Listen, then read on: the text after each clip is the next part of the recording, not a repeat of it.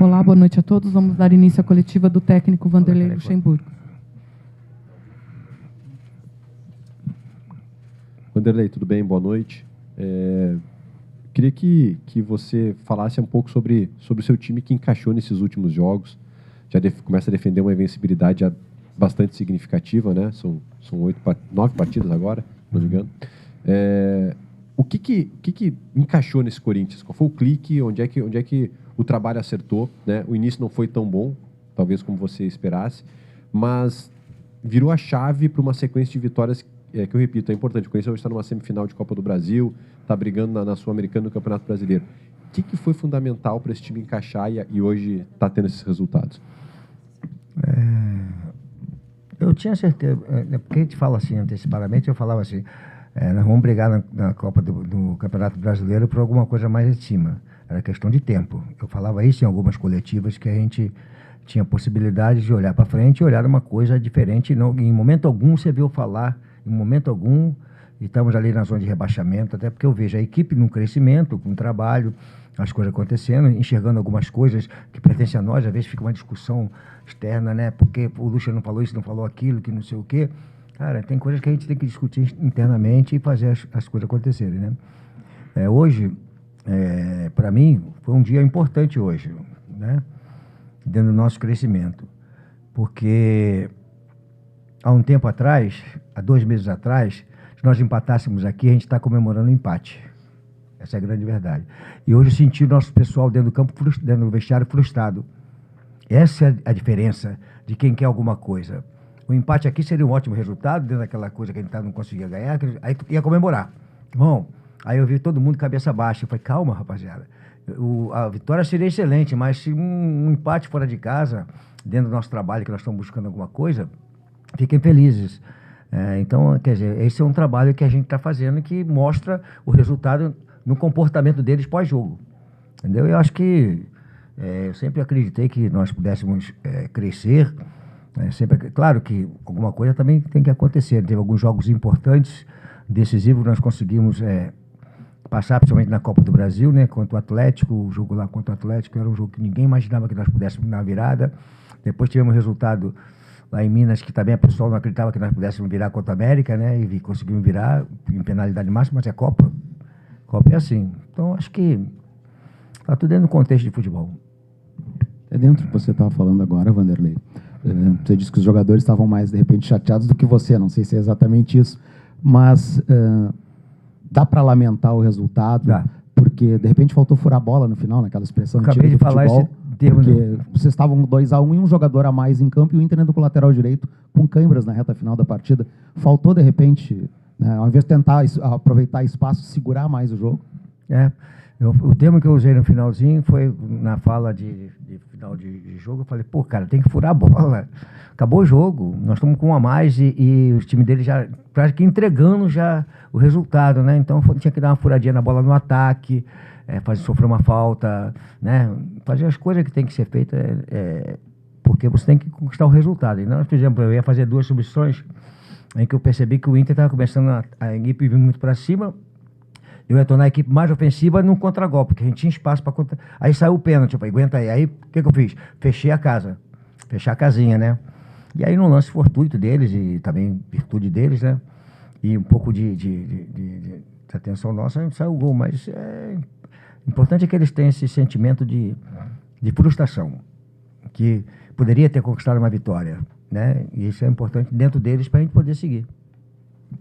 Vanderlei, tudo bem? Boa noite. Tudo bem, Vanderlei. Eu queria te perguntar sobre um jogador em específico, que é o Yuri Alberto, que a gente já viu ele bastante aqui em Porto Alegre, né? Jogou com a camisa do Inter. E agora no Corinthians ele teve uma grande temporada no ano passado. E até conversando com pessoas mais próximas do Corinthians, a gente precisa entender o porquê que o Yuri Alberto ele não tem grandes participações, principalmente agora, depois da saída do Roger Guedes, onde ele tomou um protagonismo, né? Por que o Yuri Alberto não aceitou ou não tomou esse protagonismo ainda no Corinthians? Cara, eu não vou ser duro, não vou bem suave, porque depois eu falo um pouquinho mais forte, né? Aí o pessoal, porra, o Luxemburgo é duro. Cara, quem fez o gol no jogo passado? Quem fez e sofreu o pênalti hoje? Então você não pode falar com a série do Roger que nós estamos sentindo, né? Aí é um contrassenso, com todo respeito, porque se o Yuri fez o gol e você fala que o Yuri sofreu o pênalti aqui, você acha que o Yuri nos dois jogos com a série do Roger, e aí ele chamou a responsabilidade. No pênalti, ele falou, deixa eu bater. Foi lá e bateu. Aí hoje ele sofreu o pênalti, correu, combateu, errou, acertou como toda a equipe. Então, me permite só divergir de você nesse sentido, porque você falou nos dois últimos jogos que foi o Roger, eu acho que não é por aí não, entendeu? Acho que de repente, nós vimos o Yuri aqui no Inter, de uma forma que vem no ano passado, né? E nós não estamos vendo tantos gols como ele, então talvez seja isso, mas não especificamente nos dois últimos jogos. Luxemburgo, e falando mais da questão técnica, como é que fica o senhor tendo que dividir também elencos, pensar em preservações entre decisões, porque o Inter também tem na terça-feira uma decisão contra o River Plate, veio com um Inter bastante diferente. Como é que o senhor vê esse desafio, falando, né, também na questão do Corinthians, as dificuldades de daqui a pouco ter que pensar numa preservação ou outra e descaracterizar, né? Eu já falei sobre isso, eu separei no momento em que eu arrisquei. Né, que todo mundo estava... Eu optei pela molecada e aqueles que não estavam jogando, mas mais a molecada e apostando para um crescimento dele. Ali eu separei mesmo, que era importante porque eu tinha que ter semana cheia para um elenco, entre aspas, para um grupo dividido para lá, outro para cá. Eu tive 3 semanas cheias para preparar o elenco. Hoje eu tenho o elenco à disposição. Você não faz esse trabalho por jogo, um jogo só. Você faz trabalho antecipadamente, vendo a tabela, vendo as possibilidades, correndo risco onde você pode correr risco. Nós corremos risco na Copa Sul-Americana, onde eu fui jogar fora, onde eu fui fazer as coisas, mas arriscando um pouco mais e fazendo com que os meninos amadurecessem para grandes jogos. Que a sequência é de grandes jogos. Vai faltar um turno, 19 jogos, vai acabando 19, 18, 17, 16, vai acabando o campeonato. Aí tem Sul-Americana que a gente pode ir decidindo. Tem a Copa do Brasil que vai já ter um jogo decisivo. Então, acho que isso aí já foi feito lá atrás. Luxemburgo, boa noite. Permite sair um pouco do contexto do jogo, mas também falando dentro da sua última resposta sobre a molecada, sobre os mais jovens. Você tradicionalmente gosta de usar os mais novos. O Ronaldo falou numa entrevista recente que os jogadores mais novos têm ido para a Europa sem terminar sua formação aqui no Brasil. E você subiu alguns jogadores que até atuaram um pouco no Sub-20. Como que você participa dessa formação dos atletas no profissional, que tem toda a pressão, e também, lógico, do crescimento deles? Cara, a minha história pode ser 92? Pode ser, não me lembro se foi 92. Eu peguei aquele time do Flamengo que tinha Djalminha, Rogério, Fabinho, Marquinhos, Marcelinho Carioca, Paulo Nunes, uma série de jogadores, botei todo mundo pro time de cima, tô dizendo, lá atrás. E fiz Paulo Nunes, uma série de jogadores. Então essa é uma história que eu tenho, né? E as pessoas têm que entender que dentro do futebol, dentro do negócio futebol, o ativo maior está ali, na categoria de base. Quanto vale hoje esse ativo do Corinthians na categoria de base para o Corinthians ver como negócio? Né? Agora, claro que o risco acontece. Você correr risco de um não dar certo, aí você tem que ter o timezinho de... lá atrás eu fiz questionário, botava e tirava. Tu botou o Pedro, tirou, botou o Hélio, tirou, botou o outro, tirou. Claro, 3 jogos ruins de um jogador de 19 anos, 18 anos, arrebenta com ele. Quando joga bem, você tira, bota descansando aqui, toma um Guaraná, porque não pode tomar um chopinho, né? Ainda toma um Guaranazinho, aí vai descansar, depois a gente volta de novo com eles, né? Eu acho que isso aí é um trabalho que tem que ser feito. Eu acho que, em cima do que o Ronaldo falou, mas aqui não dá para eu discutir isso aqui. Cara, nós estamos muito mal no futebol brasileiro. E vocês não estão percebendo que nós estamos muito mal. Vocês estão avalizando e dando ênfase às coisas que estão prejudicando a gente dentro do futebol brasileiro. Aí dá ênfase como isso aqui é muito bom, isso aqui é muito bom, isso aqui é muito bom, e não sabe o que nós estamos tendo de prejuízo numa sequência que há de vir pela frente. Não é verdade? Então, estou indo agora com 15 anos. Nós estamos formando jogadores para jogar no futebol europeu. Nós estamos trazendo treinadores europeus para cá, para ter mais de 50% disputando o Campeonato Brasileiro aqui, onde nós tínhamos grandes treinadores, tinham sempre na minha época, tantos treinadores disputando o Campeonato Brasileiro. Não sou contra os europeus, mas será que cabe tanto europeu aqui, dentro do Campeonato Brasileiro? Será que nós não teríamos técnicos brasileiros mais jovens, começando a carreira, arriscando um pouquinho mais, para dar ênfase à nossa essência de futebol?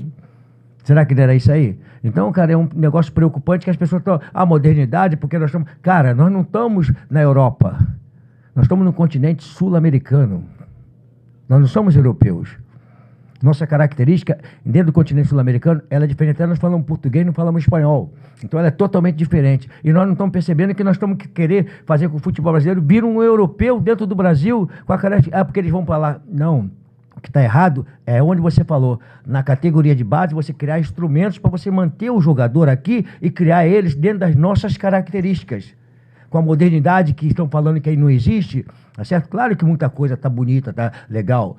Mas e a nossa essência de jogar futebol? Onde é que ela está? Como é que nós vamos fazer para recuperar isso aí? Aí está na categoria de base. Quem você vai botar para trabalhar? Onde é que estão os ex-jogadores nas categorias de base que, na época que eu jogava, tinha tantos ex-jogadores, Pinheiro no Fluminense, Joel no Jobé no Flamengo, Bria no Flamengo junto, e tantos outros treinadores lá, porque, com todo respeito, eu sou professor, né? Jogar futebol, o cara não precisa falar bonito. Ele tem que ensinar futebol. Ensinar futebol é quando você domina a bola no peito, você sabe onde é que você vai botar a bola. Quando você quer dar um concha, você sabe onde é que está. Quando você vai dar um passe longo, você sabe onde é que vai. Isso tudo pertence ao futebol. O ex-jogador sabe fazer isso. Mas agora estão trocando os ex-jogadores de categoria de base por professores. Não sou contra, tem que ter o professor. Mas onde é que estão os ex-jogadores para poder... Ah, ele não sabe falar, mas ele não quer que fale. Pega o Liminha, volante do Flamengo. Quantos jogadores passaram pela mão dele? E aí? Ele não era formado em educação física, mas era jogador de futebol. Professor aqui,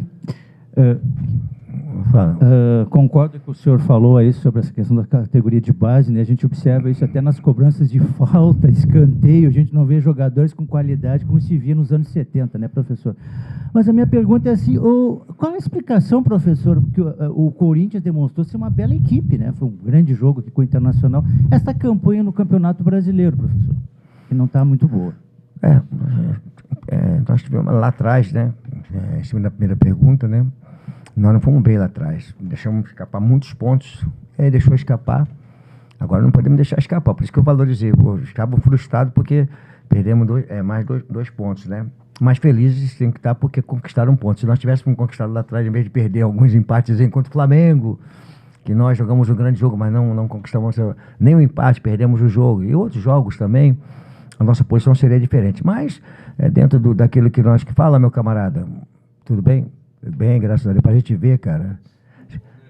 Eu tô bem. Tô vendo que você também tá bem. E o guarda de maquete, já viu o guarda de maquete aqui do lado aqui? Falou, Pedrão, pra gente ver, hein? Beleza? E ele veio cortar a porra da coletiva. Cara, eu tava no raciocínio, o que foi que eu cortei? Aí nós perdemos muitos pontos que não deveríamos perder, e aí você vai estar na posição ali recuperando agora. Temos que virar o turno uma posição boa, né? Então, valorizar esse empate hoje. Obrigado, desculpa aí. Boa noite, Lucha.